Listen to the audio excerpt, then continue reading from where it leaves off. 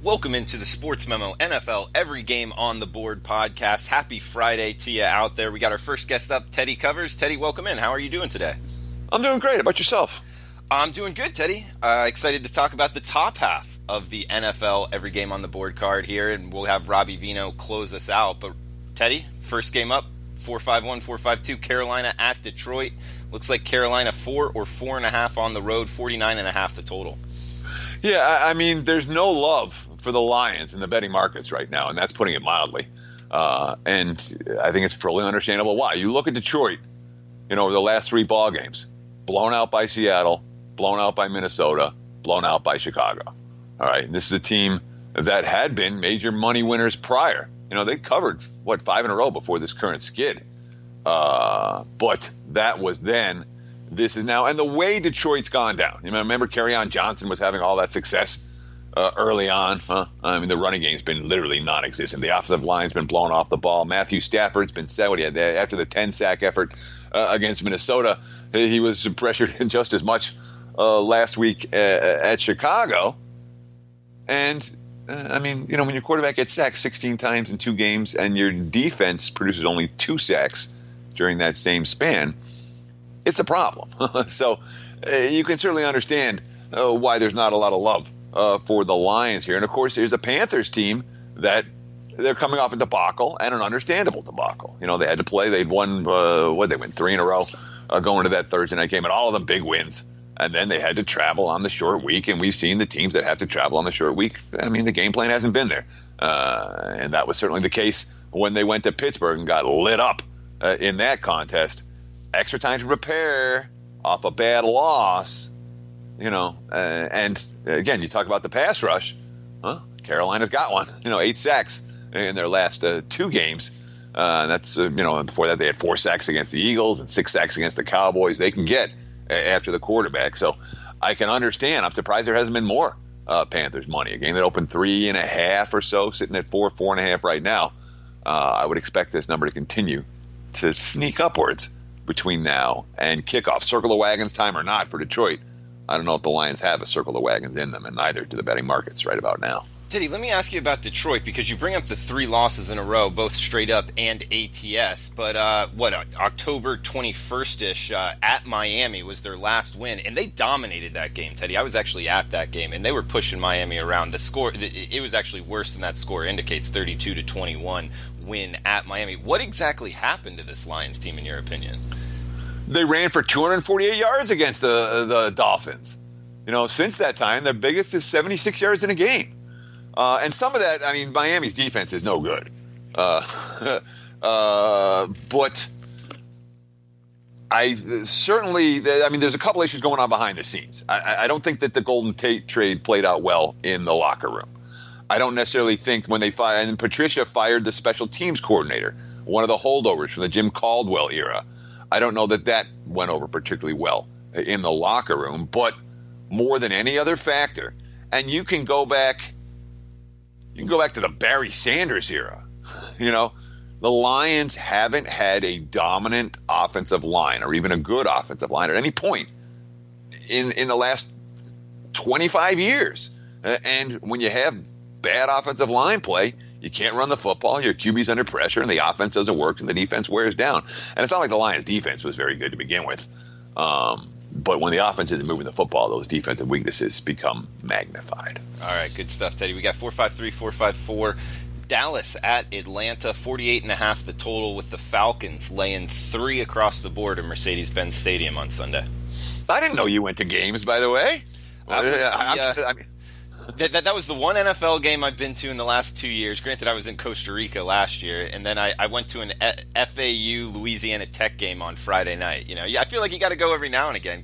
Sure. Yeah, I go see UNLV play, and certainly when the tournaments, the college basketball tournaments are in town, I like to go see them when I get the chance. But I can't even. I don't think I've seen an NFL game. I don't even know how long. NFL Sundays. I'm sitting in my personal sports book every single week. Yeah, that's the way to do it. To get an edge in this business, I feel anyway, on Saturdays and Sundays, be at home in front of multiple TV screens. But kudos, man. Kudos for getting out there.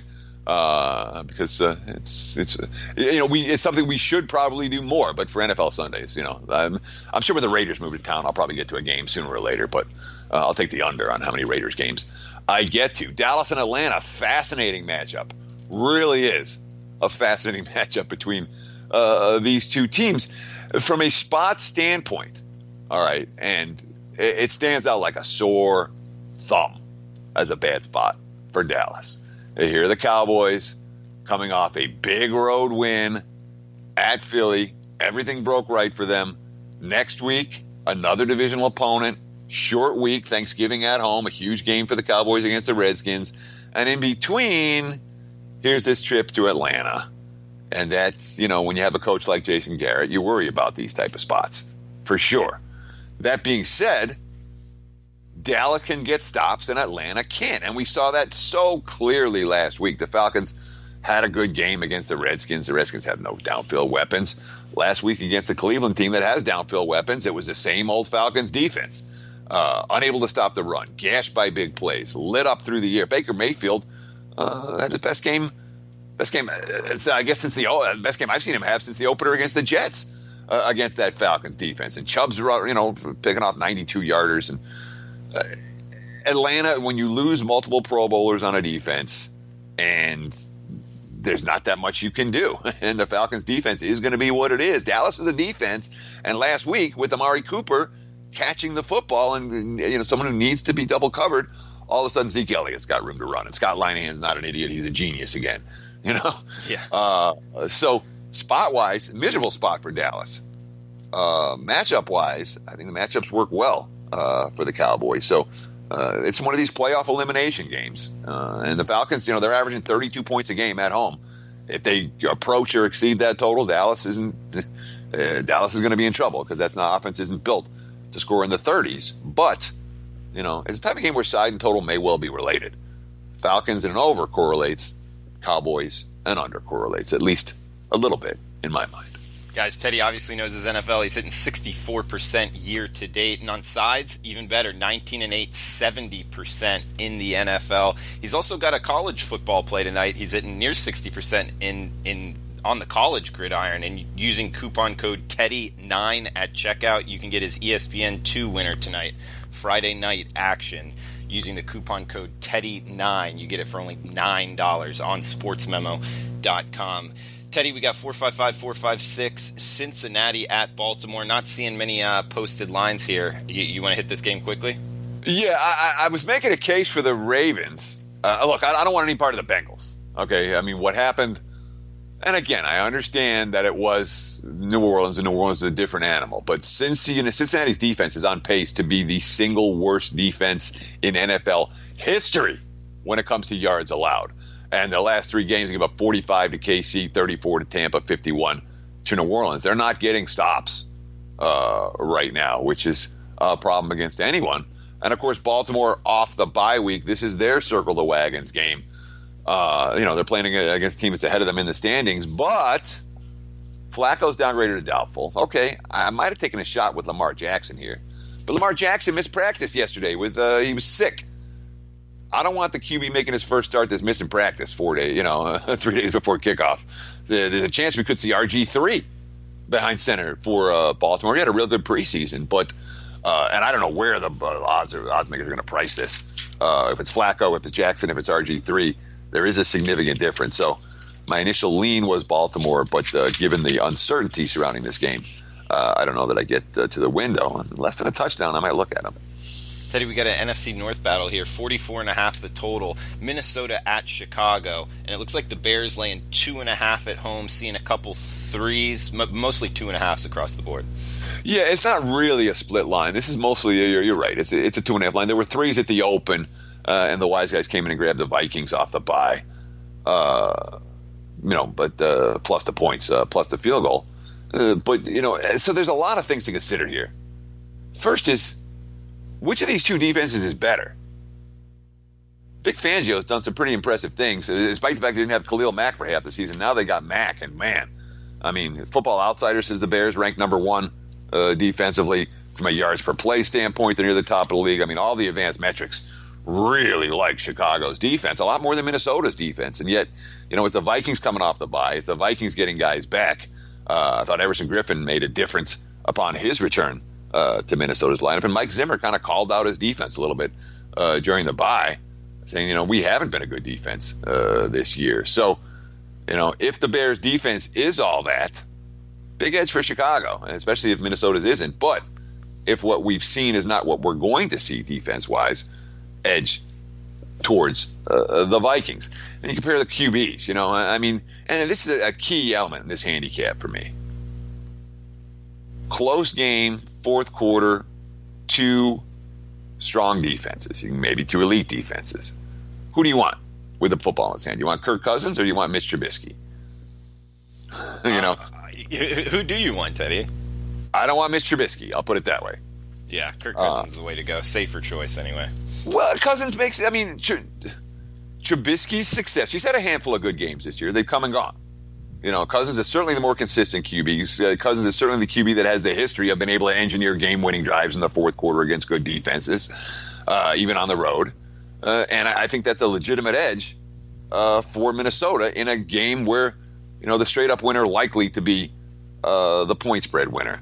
Last but not least, when you look at strength of schedule issues, the Bears, they haven't exactly been beating up on the elite teams in the NFL. Chicago's last 4 wins have come against, what do we got? The last 4 wins have come against the Bucks, the Jets, the Bills, and the Lions. That's not Minnesota. I'll just leave it like that.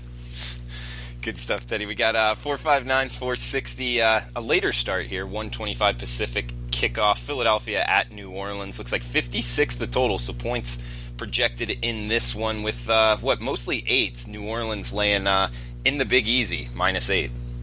Yeah, and boy, when you look at the Saints' aggregate home field edge over the course of the year and over the course of years, it's not necessarily that good. They have a solid home field. It's not spectacular. It's a home field that, if you're grading out their ATS results over the last 5 years, you're going to give them a 3, a standard 3 in the NFL. When you take a closer look at the Saints and you say, hey, let's not look at the aggregate numbers, let's not do the easy stuff, let's dig. You see a consistent pattern for the Saints in the Sean Payton era. Slow starts. First 2 games of the year at home, they've been consistent money losers. A lot of times slow finishes in December, resting starters, you have issues with injuries, da-da-da-da. The middle of the season, October and November, this home field's been as strong as any in the NFL, maybe stronger. And we've certainly seen it this year. It's been they struggled against Tampa. They struggled against Cleveland their first 2 games. Blowout over Washington. Rams team, again, they only won by 10. They led that game by 3 touchdowns, blew the lead, and then still won by margin. It has been a powerful home field. And obviously with Philadelphia here and then Atlanta on deck, they have a chance to get a couple more home wins and covers. It's a strong home field. And, of course, when you look at the Saints right now, where are the weaknesses? You have Drew Brees having another MVP season. They lost their starting guard this last week, which could matter. The Eagles' strength is on their defensive line, but Philadelphia continues to get gashed in the secondary. It's a secondary that hasn't been healthy and hasn't been effective. While Carson Wentz has been throwing, 2 touchdown passes each of his last 6 ball games. Golden Tate giving them a little bit of a boost. They looked lifeless last week. And if you're going to look lifeless in New Orleans, you're going to get blown. You're going to get the doors blown off against especially being that you're the defending champs. But there's the case for Philadelphia here too. Certainly, the Eagles have been favored in every game this season. Now they're catching more than a touchdown. For a defending Super Bowl champ, no defending Super Bowl champ has been more than a touchdown in the last decade. It was 2009 since the last time we saw a point spread like this. And all right, you say, all right, well, Philly, the point spread's been wrong. The Eagles have been favored every game, and they're sub-500 team. They haven't lost a game by more than a touchdown this year. Their 7-point loss to Dallas was their worst defeat of the season. You go back last year, they weren't catching points like this. They weren't losing games by margin. So it's certainly a point spread that is out of whack with recent historical norms for the Philadelphia Eagles. And say what you will, the Saints defense has still shown vulnerability. Where they rank number 24. The Eagles offense, the back door could be open, even if New Orleans gets off to a strong start. Great stat on that 2009 one, Teddy, about the Super Bowl champs. I ran into it. Nah, that was a good one, man. That's tough to find. We got. That's why it was actually someone else. I mean, that's one of those things where I saw a headline somewhere. I mean, you know how it is because we do this full time. What do we do all day? We sit around and we click on links and click on articles and try to find reads and try to find information. And when you're clicking around all day, you click on a bunch of links, and that's one that I clicked on that somebody else did the work for me. So I did not double check those stats, but I do believe them. It's not what we normally see for defending champs. Yeah, great find there, Teddy. And guys, remember the coupon code Teddy9, TEDDY9 for his play tonight in college football on ESPN2. Watch and win for just $9. Huge discount on that. Sportsmemo.com. We got last game up, Teddy. Tennessee at Indianapolis, 49.5 the total. Seeing -1 Indy laying at home. Yeah, the money's poured in on Tennessee. Sharp money coming in on the Titans. No question. This is I'm not going to call it a sharp square divide game. It's not like the public's all over Indy, but the professional bettors and the bigger bettors have made a clear statement in this game, and it has everything to do with Tennessee Titans defense. When you look at these two teams defensively, there's not much of a comparison, Drew, and that's putting it mildly. Just let me pull up the numbers real clear right here. 4-10, and of course Tennessee's defense is playing better. Indy's, not so much. But, for the season, you say, all right, there's only a 0.4 yards per play differential. For the run, you say, oh, they're even. I'm not buying either one of those numbers. Tennessee's played the much, much tougher schedule so far. Their pass defense is clearly better than Indy, and they're holding foes under 4 yards per carry. That Titans defense has been real. And, of course, with Mariota spent, excuse me, half the season playing with excuse me, his wrap on his elbow. Right. But, yeah, and the quote, he was like, "I can't feel my fingers." All right. That's not good. Bye, yeah, that's not easy for a quarterback who can't feel his fingers. After the bye, took the wrap off. He says, "Yeah, I can feel my fingers for the first time all year." And lo and behold, all of a sudden now Corey Davis is a downfield weapon, and all of a sudden the Titans' offense works. When you have a downfield pass catcher opening things up for Derrick Henry underneath to run the football, and Deion Lewis as well. It's an offense that's working, and it's a defense that's been good. So if you're saying, which team's on the come right now, it's the Titans. It's a team that people think, certainly the wise guys think, has the potential to make a second half run. You think of the woulda, coulda, shouldas with Tennessee. Remember they had the game against the Chargers in which they had them on the ropes and they didn't have them on the ropes, but they went for 2 and didn't make it. And of course, the game against Buffalo, they let go. We could be thinking about Tennessee very differently right now had they won those 2 1-point losses instead of losing them. Indy, 3 straight wins, and certainly the offense looked great. Andrew Luck hasn't been sacked in the last 4 games. Only been sacked 10 times all year. But that offense got shut. They didn't score a point after halftime last week. And defensively, the Colts, there's vulnerability there. So again, tight game, fourth quarter. Who do you want, Luck or Mariota? I probably want Luck. But tight game in the fourth quarter, which defense do you trust to get a stop? Titans are the defense that clearly of the two that I trust to get a stop. Last week, Indy, a very fortuitous fumble recovery late in the ballgame that probably saved them from a minimum of OT and quite possibly from losing the game in regulation. Teddy, do you think Luck's injured at all? I know we talked about Mariota being injured, but what about Luck? You think he's 100%? Luck's looked great the last few weeks. Luck's had 3 straight games where he's completed better than 70% of his passes. And again, he hasn't been sacked in 4 games. Yeah. So when you're not taking his uniform was clean at the end of the Jaguars game last week. And, it says something about Jacksonville's defense, but it also says something about an Indy offensive line that wasn't highly regarded coming into the season that has played very well. And, of course, Marlon Mack has been a difference maker for that team. Since Mack, and I'm always like, running backs don't mean anything. Running backs don't mean anything. Mack means something to Indy, for sure. Since they've had him back, that offense has had balance. before when he was hurt, there really wasn't a lot of balance, and Luck, is just still finding his rhythm after an extended injury absence. Yeah, great quarterback. This is a good quarterback overall matchup with Mariota getting healthy as well. But guys, make sure to check out Teddy's page on sportsmemo.com. He's killing it in multiple sports. NFL, 70% on the sides, almost 60% in college football too. He's got that Friday night matchup. And coupon code Teddy9 at checkout to get it for just $9. We also got 7-day all access, 30-day all access, 90-day all access, huge discounts on sportsmemo.com. Teddy's a great choice. Teddy, anything else you want to throw out there before we shut this down for the week in your segments? Well, I just want to say, hey, and as we get into this crazy time of the holidays and Thanksgiving and all of that, just bet smart. Don't bet over your head. Don't bet more than you can afford to lose ever. But especially this time of year where there's so much going on, just, keep your wits about you. And if you need some help, the guys at Sports Memo will be happy to help you at a very reasonable price. All right, Teddy. Well, great stuff, man. Best of luck to you this weekend, both college and NFL. Also NBA, college basketball, if you throw anything out there, too. So best of luck to you, Teddy. And we'll be right back with Robbie Vino to finish off the NFL Every Game on the Board podcast.